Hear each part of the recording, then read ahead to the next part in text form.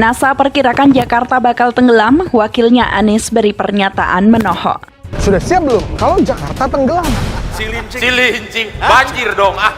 Itu kan dulu. Ya banjir itu. Ya itu dulu. Sekarang lebih parah. Menghadirkan air pada masyarakat menggunakan pipa sehingga mereka tidak harus mengambil air tanah. Muka sungai sehingga sungainya tidak pernah mengalir ke laut dan ini yang akan ini yang akan menyebabkan kemudian Jakarta akan tenggelam. Saya dengar kamu ngomongin saya. Jelas dan pasti, kamu datang ke negaraku, kamu membuat gaduh. Kamu termasuk orang yang mau meruntuhkan negara saya. Dulu sebelum kamu datang ke sini, banjir tidak segini besarnya. Tapi setelah kamu datang, banjir meluas kemana-mana. Kamu pengacau. Sebetulnya memang ini kewajiban pemerintah menyediakan air bersih yang memenuhi standar kesehatan, itu kewajiban negara. Makanya sekarang pemerintah DKI Jakarta dan pemerintah pusat sadar bahwa mereka harus memenuhi kebutuhan air tadi. Jadi itu memang sudah kita rasakan sejak sekarang. Jadi memang tentu saja yang dimaksud dengan tenggelamnya itu kan dalam artian tadi dengan melihat laju kenaikan permukaan lautnya sekian, beberapa wilayah akan tergenang secara permanen. Iya, jadi Ya kalau nggak ditinggiin tuh, ya istilahnya kan banjir. Kita kecepat walaupun itu 1 jam atau 2 jam. Kita juga kan lantainya itu kan nggak bisa buat tidur. Kita kan tidurnya kan gelar tikar di lantai. Ya mungkin tinggi.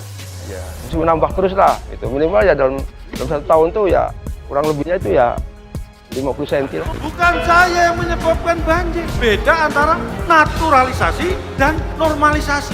Ini masyarakat harus tahu. Kalau dari pendekatan penanggulangan banjir itu kan ada 2. Struktur, tanggul, waduk, semuanya sungai, normalisasi, naturalisasi, itu pendekatan struktur. Yang kurang banyak disentuh tuh yang non-strukturnya, pemberdayaan kepada masyarakat. Naturalisasi, normalisasi, administrasi, buat lokalisasi, saya nggak tahu. Yang penting kerjakan.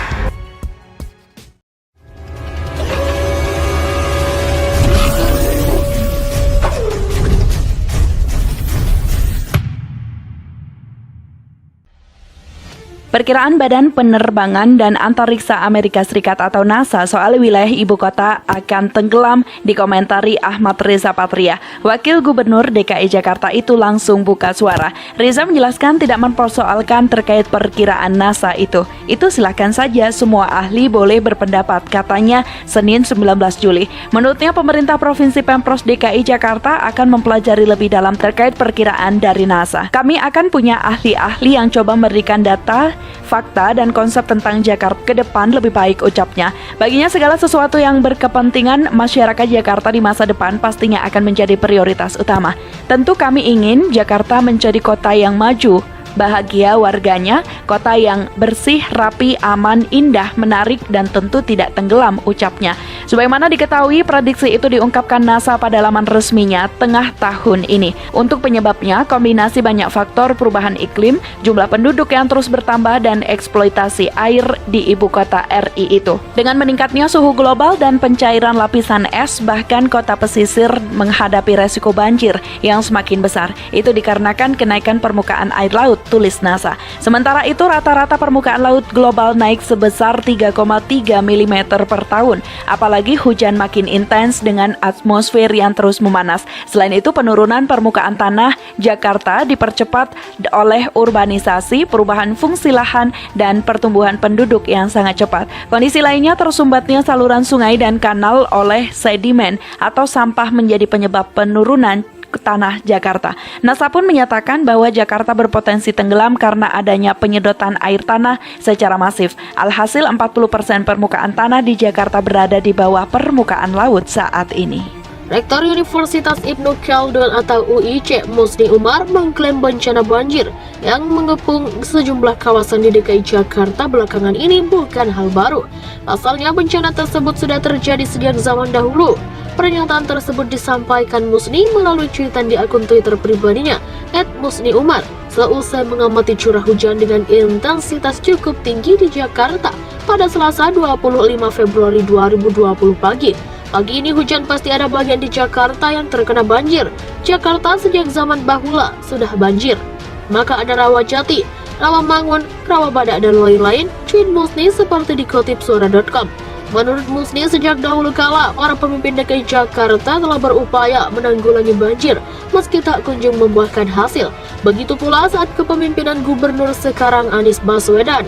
Para gubernur DKI masih dari masa ke masa berjuang atasi banjir belum berhasil. Anies dalam 2 tahun pimpinan DKI juga belum berhasil, imbunya. Dengan kondisi tersebut, Musni pun menyoroti sikap para politikus yang kerap melayangkan kritik tajam kepada Anies lantaran dinilai gagal mengatasi bencana banjir. Ia menyebut para politikus tersebut tidak memiliki kerjaan alias penganggur. Para politisi penganggur hajar Anies, tulis Musni memungkasi.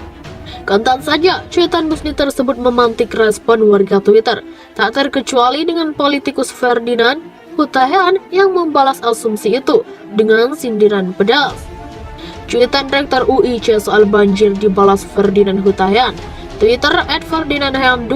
Ferdinand menilai pernyataan yang disampaikan Musni tersebut tak berkelas, bertolak belakang dengan latar belakang pendidikan Musni sebagai rektor dan pendidik.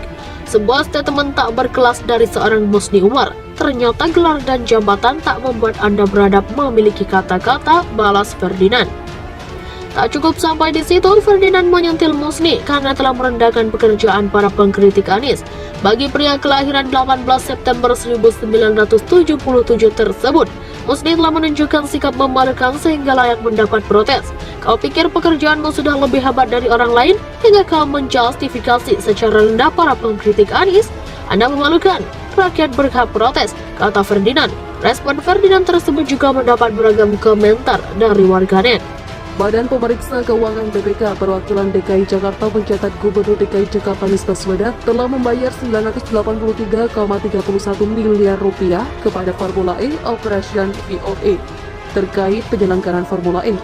Pencatatan itu dilakukan terhadap transaksi keuangan pemerintah Provinsi DKI Jakarta pada tahun anggaran 2019 hingga 2020. Berdasarkan penelitian transaksi keuangan terkait penyelenggaraan Formula E, diketahui bahwa pembayaran yang telah dilakukan kepada VOA adalah senilai GBP 53 juta atau setara 983,31 miliar rupiah. Tulis Kepala Perwakilan BPK Perwakilan DKI Jakarta, Pemut Aryo Wibowo, melalui laporan pemeriksaan yang dilihat bisnis Kamis 18 Maret 2021. Rinciannya, fee yang dibayarkan pada tahun 2019 senilai 20 juta GBP atau setara dengan 360 miliar rupiah. Selanjutnya pada tahun 2020, fee yang dibayarkan senilai 11 juta GBP atau setara 200,31 miliar rupiah. Sementara bank garansi yang dibayarkan senilai 22 juta GBP atau setara 423 miliar rupiah. Di sisi lain, Anies memutuskan untuk menunda penyelenggaraan Formula E buntut dari pandemi COVID-19. Rencananya gelaran balapan mobil listrik Formula E itu diadakan pada Juni 2020 lalu. Penundaan itu dilakukan melalui surat nomor 117-1-857.73 tanggal 9 Maret 2020 kepada Organisasi Komite Jakarta Express. Atas penundaan itu, PT Jakarta Propertindo Jakpro selaku penyelenggara telah melakukan renegosiasi dengan VEO terkait penarikan bank garansi senilai 22 juta GBP atau setara 423 miliar rupiah. Renegosiasi itu telah disetujui oleh pihak VEOE melalui surat tanggal 13 Mei 2020. Namun atas fee tahap 1 musim penyelenggaraan 2020 atau 2021 yang telah dibayarkan kepada pihak VEO senilai 11 juta GBP tidak dapat ditarik kembali. Pihak VEO menyatakan fee itu sebagai jaminan keuangan atas potensi kewajiban-kewajiban PT Jakpro sesuai perjanjian sebelumnya, kata dia. Sebelumnya, pemerintah Provinsi DKI Jakarta memutuskan untuk menggelar perhelatan mobil listrik Formula E di tahun 2022. Keputusan itu diambil setelah diadakannya penjadwalan ulang tahap pertama akibat penundaan penyelenggaraan pada tahun ini di tengah pandemi virus corona COVID-19. Ia jadi penjadwalan terakhir koordinasi dengan Jakpro direncanakan memang tahun 2022. Kalau suasana aman, mungkin bisa terlaksana, kata Kepala Dinas Pemuda dan Olahraga DKI Jakarta,